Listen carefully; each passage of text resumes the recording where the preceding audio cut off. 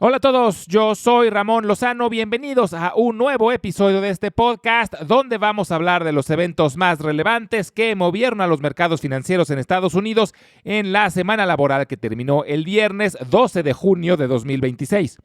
En la empresa de la semana vamos a hablar sobre Adidas y en la sección educativa vamos a hablar sobre el fútbol.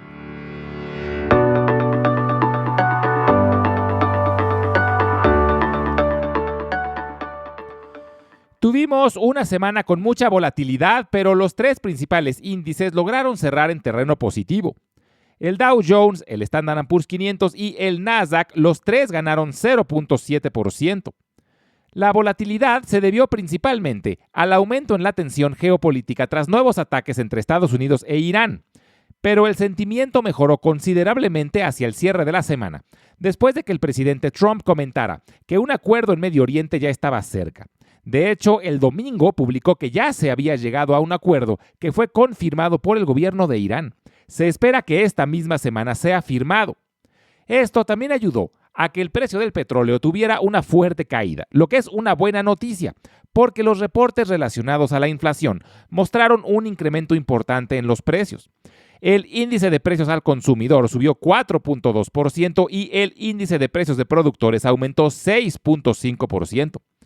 Los índices subyacentes terminaron muy por abajo de esos niveles, lo que muestra que por ahora el incremento se ha concentrado en los energéticos. Si el conflicto en Medio Oriente se resuelve pronto, aún hay esperanzas de que los energéticos bajen antes de que la inflación se vuelva más generalizada. Algo que continuó esta semana fue la rotación dentro del mercado. Después del enorme entusiasmo que habíamos visto alrededor de la inteligencia artificial durante los últimos meses, las empresas relacionadas a esta industria han tenido una pausa. Otras industrias despertaron, como la financiera, la de la salud y las de productos de consumo. Suele ser positivo a largo plazo que más industrias participen en el rally. Una muestra de este ensanchamiento del rally es que el índice Equal Weight del Standard & Poor's 500 ya superó en desempeño al índice convencional. Recordemos que el índice Equal Weight, que podríamos traducirlo como equiponderado, le da el mismo valor a todas las empresas, mientras que el índice tradicional le da más valor a las empresas más grandes. El hecho de que el índice equiponderado tenga mejor desempeño es una muestra de que otras industrias están participando más que la industria tecnológica, que es la más grande. Esto no quiere decir que las tecnológicas no vayan a seguir subiendo. Más bien parece ser que muchos inversionistas aprovecharon para asegurar ganancias después de un muy buen avance. Muchos posiblemente también aprovecharon para capitalizarse y poder participar en la salida a bolsa de SpaceX, que fue el viernes pasado. Como se esperaba, fue la salida más grande de la historia, superando por mucho a Saudi Aramco, que tenía el récord hasta la semana pasada. Pero el comportamiento de las acciones de SpaceX después de su salida fue más moderado de lo que muchos esperábamos. Esto es algo positivo. Quiere decir que los involucrados calcularon muy bien la demanda y el precio de salida, que fue de $135. Durante el día llegó hasta los 176 y cerró en $161. Este rango es mucho menor que otras salidas recientes que fueron mucho más volátiles, pero refleja el entusiasmo que existe por la empresa. Dos de los grandes ganadores de esta salida a bolsa fueron Goldman Sachs y Morgan Stanley, los bancos encargados de la operación.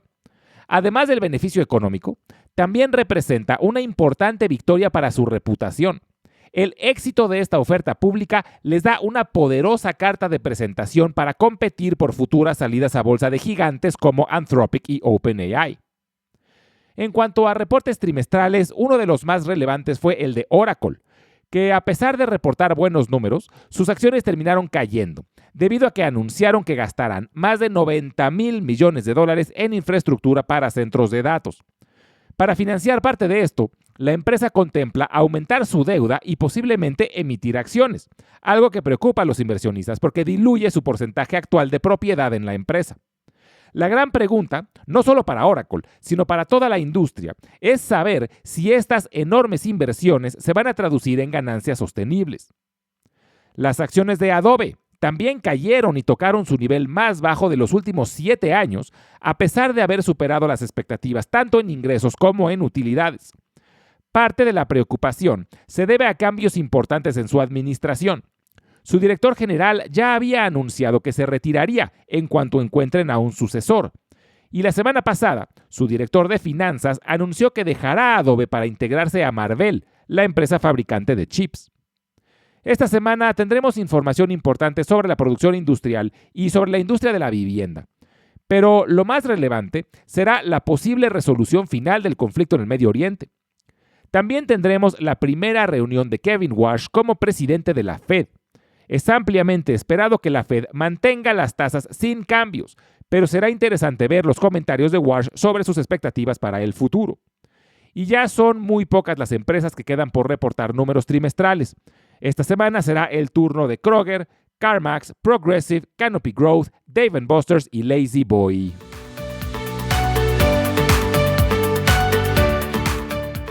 En la empresa de la semana vamos a hablar de Adidas. Su símbolo es ADS.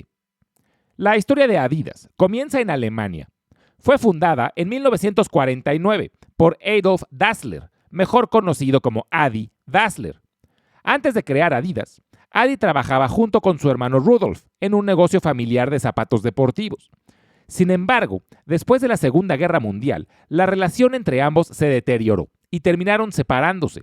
Adi fundó Adidas, mientras que Rudolf creó una empresa competidora a la que llamó Puma.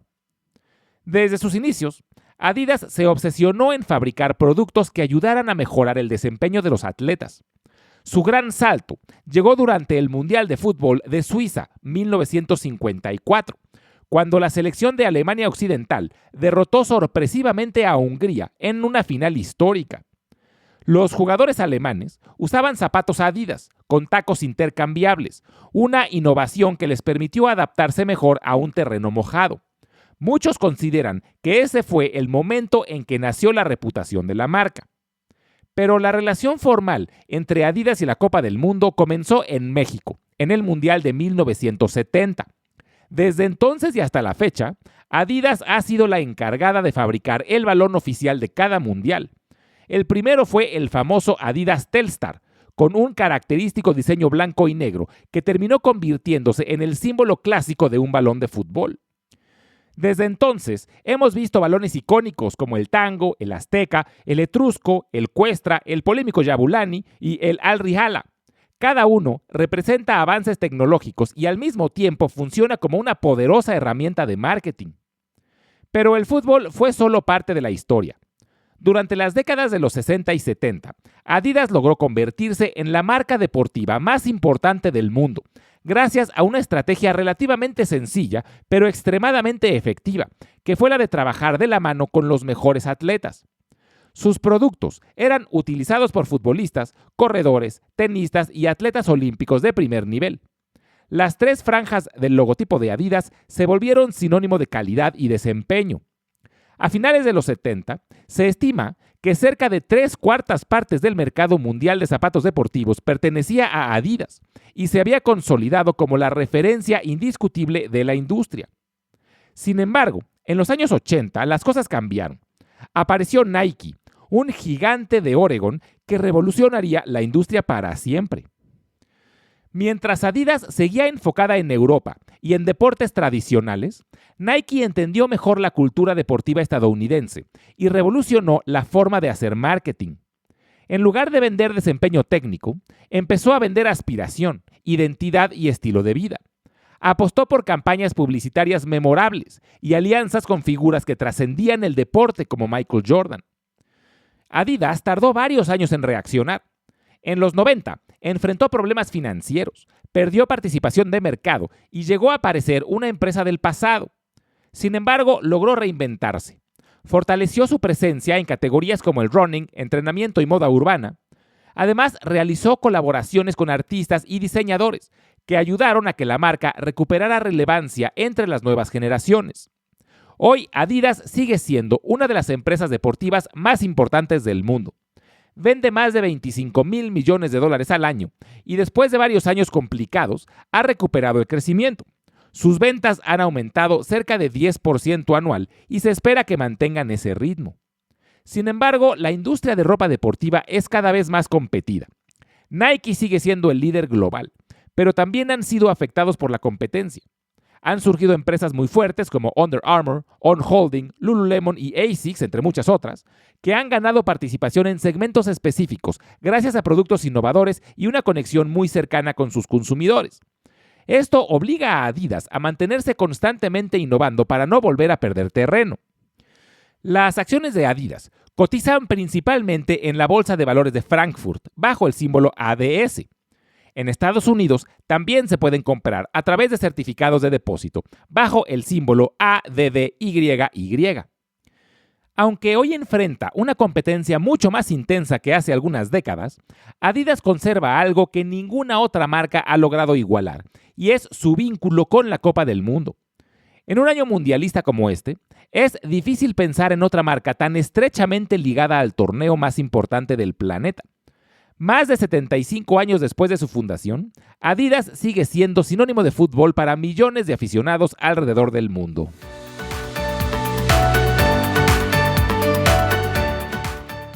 La semana pasada arrancó la Copa del Mundo de Fútbol, un evento que cada 4 años logra detener países enteros durante 90 minutos. Oficinas y escuelas ajustan horarios, familias y amigos se reúnen frente a la televisión y millones de personas alrededor del mundo comparten al mismo tiempo las mismas emociones. Por eso me pareció buen momento para hablar sobre cómo nació este deporte y cómo pasó de ser un simple juego a convertirse en un fenómeno global. Desde hace miles de años, han existido juegos que consistían en patear algo parecido a una pelota. Los historiadores han encontrado registros de actividades similares en la antigua China, Grecia y Roma. Pero el verdadero origen del fútbol moderno se encuentra en Inglaterra, durante el siglo XIX. En aquella época, algunas escuelas y universidades inglesas practicaban versiones muy diferentes del mismo juego. Algunas permitían tomar el balón con las manos y otras no.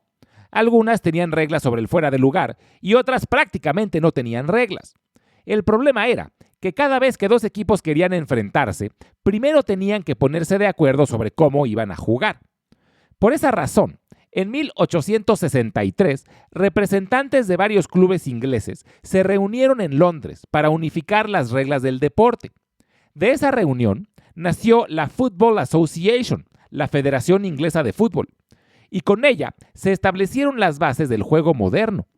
De hecho, la separación entre quienes querían permitir el uso de las manos y quienes no lo permitían terminó dando origen a dos deportes distintos, el fútbol y el rugby. El crecimiento fue sorprendentemente rápido. Gracias a la expansión del Imperio Británico, marineros y comerciantes llevaron el deporte a prácticamente todos los rincones del mundo. En pocas décadas, el fútbol ya se jugaba en Europa continental, Sudamérica, África y partes de Asia.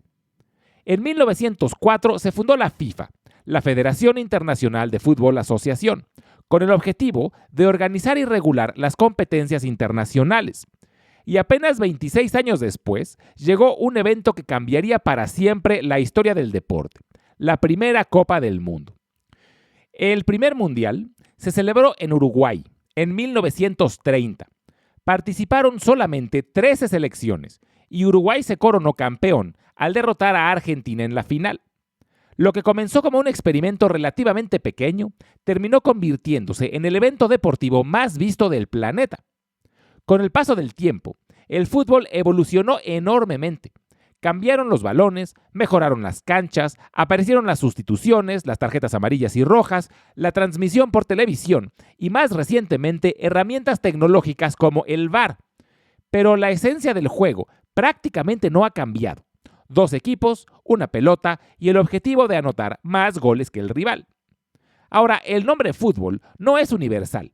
En Estados Unidos y otros países angloparlantes se llama soccer. Curiosamente, el nombre soccer también proviene de Inglaterra. Según la historia, era el apodo que le daban para diferenciarlo del rugby, porque ambos eran considerados fútbol. La palabra soccer era una especie de abreviación de la palabra asociación. Entonces, a uno le decían rugby fútbol y al otro soccer fútbol.